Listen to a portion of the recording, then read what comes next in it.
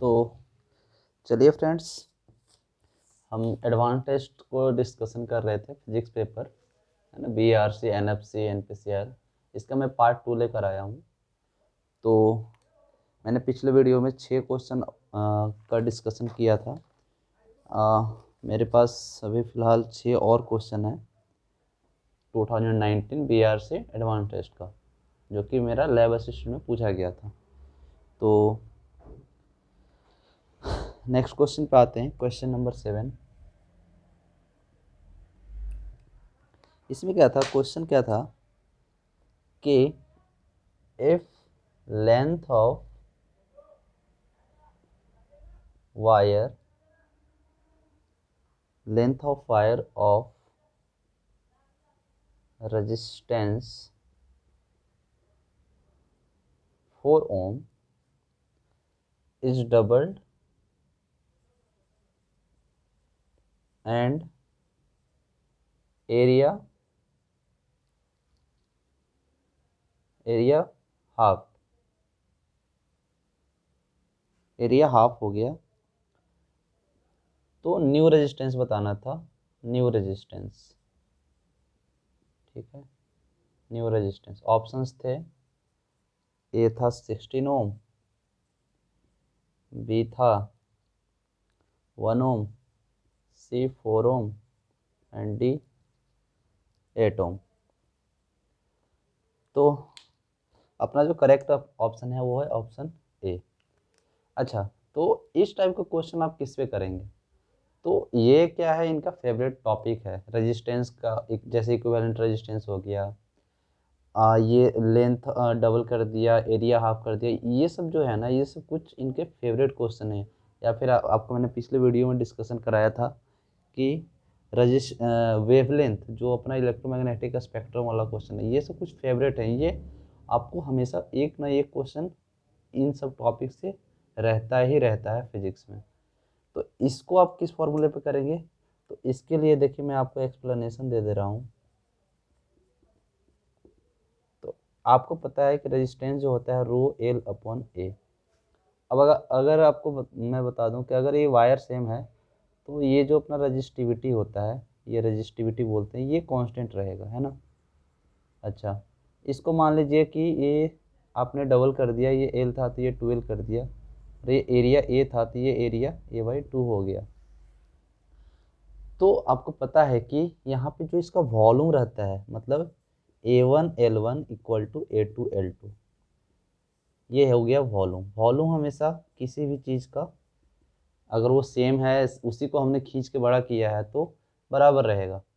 तो आप इन दोनों फॉर्मूले के हेल्प से आप इसका कैलकुलेशन कर सकते हो, ठीक है।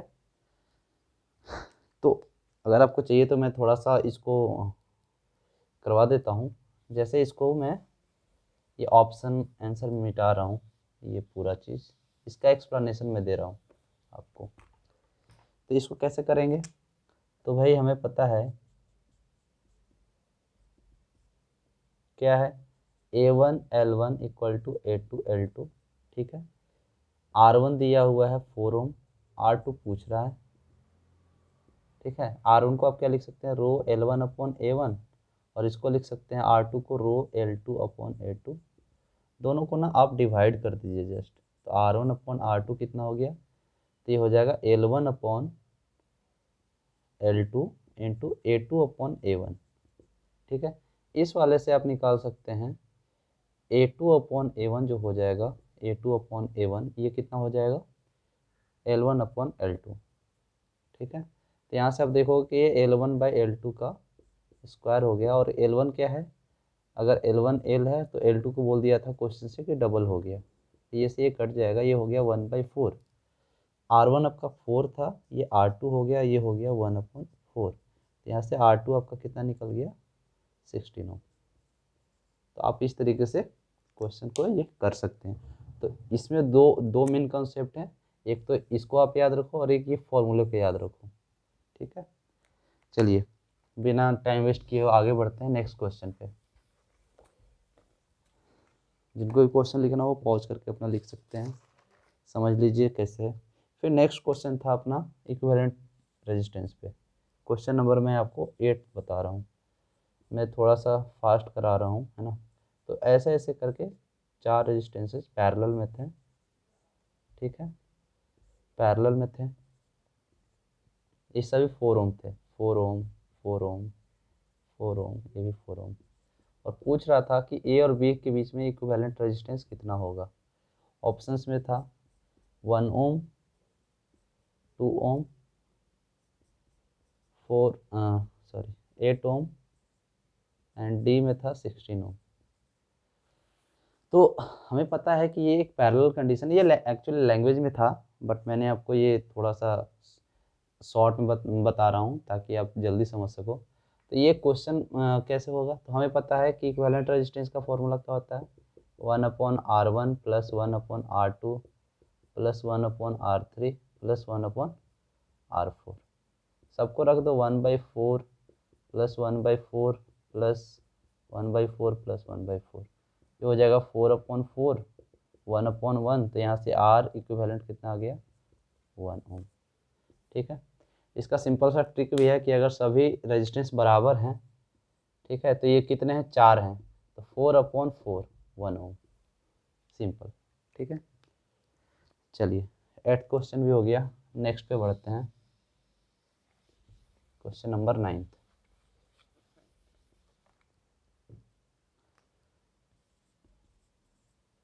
क्वेश्चन नंबर 9 क्या था कि ये था रिफ्रैक्शन से।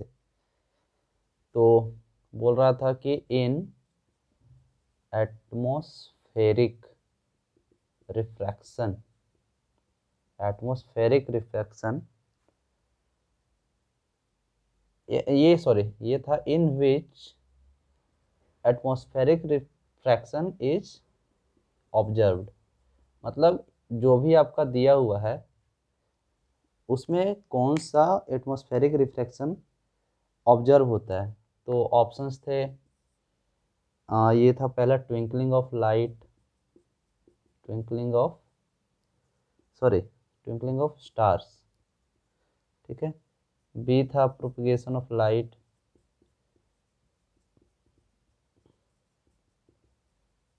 और सी था बोथ, और डी था नन। तो ट्विंकलिंग ऑफ स्टार्स यही क्या है इसका आंसर। अब इसके लिए आप पूरा रिफ्लेक्शन का टॉपिक पढ़ो, आपका 12th के क्लास में दिया हुआ है एटमॉस्फेरिक रिफ्लेक्शन क्या होता है, तो आप इसको बेटर वहाँ पे पढ़ सकते हो। लेकिन अगर मैं आपको बताना चाहूँ तो जैसे हमें पता है कि ये मान लो एक स्टार है, ये स्टार है, तो ये जैसे ही अर्थ के सरफेस एटमॉस्फेयर में आता है तो ये क्या होता जाता है, यहाँ से धीरे धीरे थोड़ा सा बेंड होते जाता है। रिफ्लेक्शन मतलब बेंडिंग। तो ये जो यहाँ पे ह्यूमन खड़ा है, मैन खड़ा है, इसके आंखें तक आते आते ये थोड़ा सा क्या हो जाता है, बेंड हो जाता है। मतलब इसका एक्चुअल ये ऐसे देखता है, लेकिन ये धीरे धीरे धीरे धीरे ऐसे करके आ रहा है। तो ये जो फिनोमेना है इसी को हम एटमॉस्फेरिक रिफ्लेक्शन बोलते हैं। और ये हो रहा है ड्यू टू यहाँ पे जो भी लेयर्स हैं, मीडियम्स हैं, तो उसके कारण से। तो इसको आप एक बार इस टॉपिक को देख लेना अच्छे से, है ना।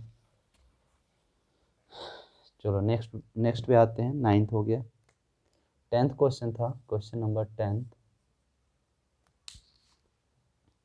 ये था colloidal solution, colloidal solution is due to, ठीक है। ऑप्शंस थे स्कैटरिंग ऑफ लाइट,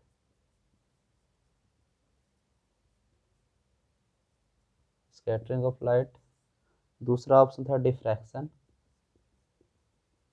डिफ्रैक्शन था, सी था रिफ्रैक्शन, रिफ्रैक्शन, एंड डी था नन। तो इसमें क्या ऑप्शन होगा, इसमें ऑप्शन हो जाएगा स्कैटरिंग ऑफ लाइट, ठीक है। तो हमें पता है कि कोलाइडल सॉल्यूशन, जैसे ये लिक्विड है, इसमें कुछ कण होते हैं, डस्ट होते हैं, तो जिसके कारण इसमें लाइट का स्कैटरिंग होता है, ऐसे आया ऐसे गया ऐसे गया ऐसे ऐसे। तो कोलाइडल सॉल्यूशन में स्कैटरिंग ऑफ लाइट के कारण होता है, ठीक है। नेक्स्ट क्वेश्चन पे आते हैं,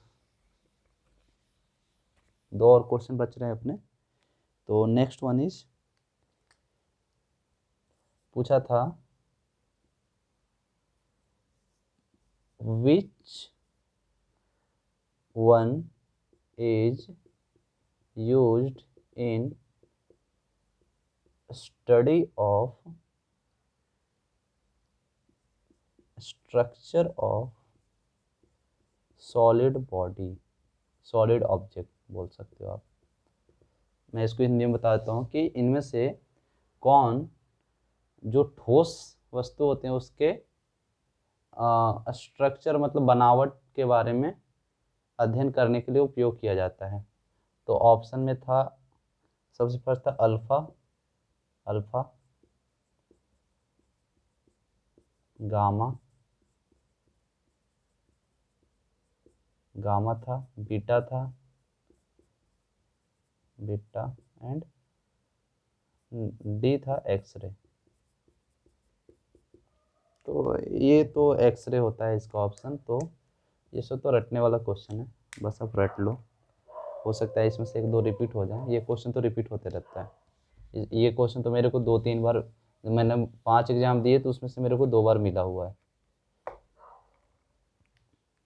फिर एक क्वेश्चन था 12, हाँ एक और मेरे को, मैं 13 क्वेश्चन भी बताऊंगा, मेरे को 12 क्वेश्चन याद आ गया। ये मेरे पास है 13 भी, मेरे को एक और क्वेश्चन याद आया था आज दिन में, तो मैं आपको वो भी बताऊंगा। तो ये 12 क्वेश्चन ऐसा था, ये था ऑप्टिक्स से, ऑप्टिक्स। तो इसका क्या था, an object, an object is placed at A from focus of convex lens, convex lens, and image is formed at B from focus। ये चीज़ आप ध्यान देना, कहाँ से, फोकस से B डिस्टेंस पे बना। Find its focal length, find its focal length. ठीक है, ऑप्शंस थे। ये थोड़ा सा टफ क्वेश्चन बोल सकते हो आप, लेकिन अगर जिसको कॉन्सेप्ट मालूम है वो इजीली कर सकता है। डी था ए प्लस बी, इसका जो करेक्ट ऑप्शन था वो था बी। ठीक है, इसका एक्सप्लेनेशन, लेंस फॉर्मूला लगाना है। क्या लगाना है, lens formula, 1/v minus 1/u equal to 1/f। ठीक है, इस पे आपको सॉल्व हो जाएगा। ओके, यहाँ से आप सॉल्व कर लोगे, v आपको मिल जाएगा, v आपको मिल जाएगा f प्लस ए। ठीक है, u आपको ये दिया हुआ है, यहाँ पे आप साइन कन्वेंशन यूज कर लेना, u इक्वल टू माइनस ये हो जाएगा। तो यहाँ से आप इजीली यहाँ पुट करो और आंसर आ जाएगा। ठीक है, तो ये हो गया ऑप्टिक्स से एक क्वेश्चन। अब जो एक और क्वेश्चन मेरे को याद आया आज, वो ये था यूनिट ऑफ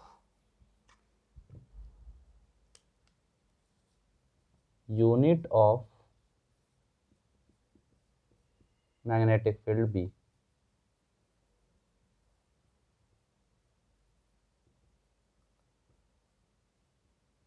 ठीक है,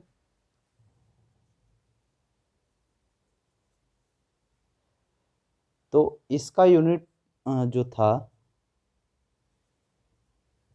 option A newton per metre per ampere है ना, बी था newton metre per ampere, C था, ऐसे कुछ था, मेरे को उतना याद नहीं है, ऑप्शंस ऐसे ही कुछ थे।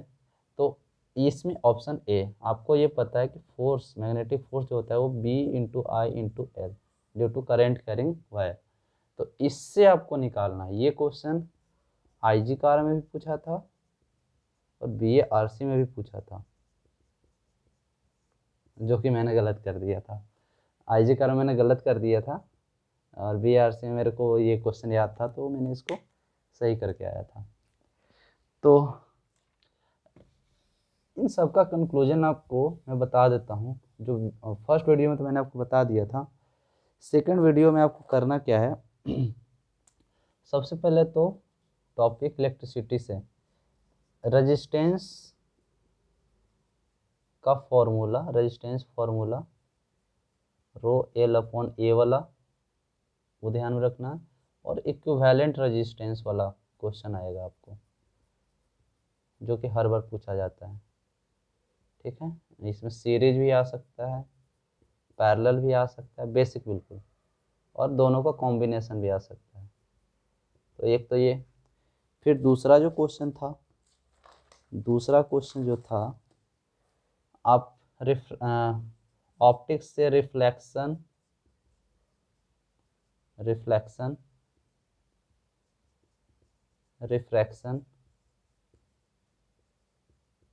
ये सब टॉपिक आप देख सकते हो। ठीक है, उसके बाद स्कैटरिंग ऑफ लाइट, स्कैटरिंग देख सकते हो, स्कैटरिंग वाला टॉपिक आप थोड़ा सा पढ़ लेना।